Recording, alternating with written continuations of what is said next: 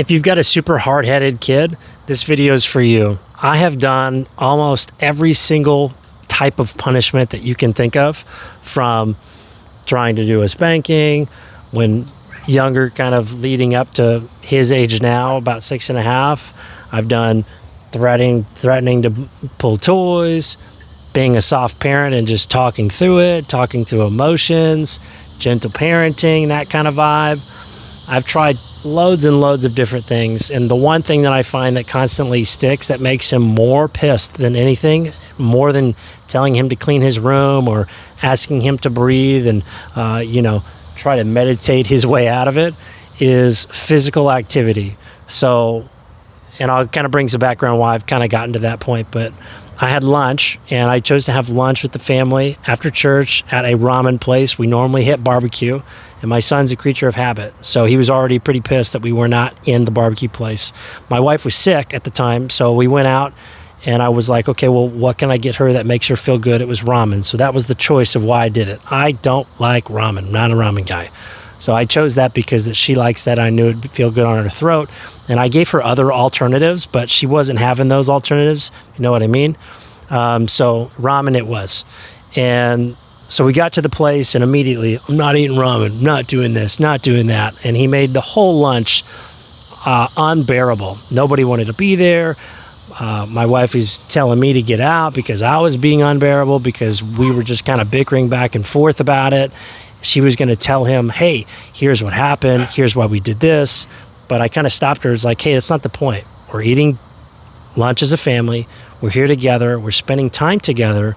So the whole point is that we're doing something new, and you've got to be okay with it. He wanted anything else but ramen. And I made it very clear 30 times that at a ramen place, guess what they serve? Ramen. So my wife's over there laughing because she's watching me make this video. So I guess I have an audience now, more than the 31 of you that watch this. So thank you for me. When the food finally gets there, right, changes his whole attitude. He just says, oh my goodness, that looks amazing. Is this bowl mine? Oh, I can't believe I haven't had this before. It's so good. Mr. Charming all of a sudden. All I could think about was him running. And we were by a big football field too, so I knew exactly where we were going to go, and that was my idea. And all the charm in the world that your kid puts on is not going to erase or eradicate, or the apologies will not erase what had already transpired. So the fact is that you've got to stand your ground, you've got to create boundaries, and you've got to find something that moves the needle. And for us, that was physical engagement. So I made my son run laps back and forth. And then, he actually kind of enjoyed it, but then he kind of regulated himself. So that was a good thing for us to figure out. Then we're in the car, and guess what? Kind of starts up again. So before he even gets out of the car when we get home, guess what we do? Get your shoes on, bud. We're running laps. So he ran laps around the block till he was regulated and ready to go. He was visibly tired. And at the end, no surprise, gave him a hug and said, hey, let's not do this one tomorrow. So if you're a dad out there and you're struggling to find ways to motivate your kids without forcing them to clean their room or sending them to their room, or all these other ideas that simply haven't worked in the past, not that this is the perfect system, but it seems to work for us, and it's a little bit better, and it's motivating.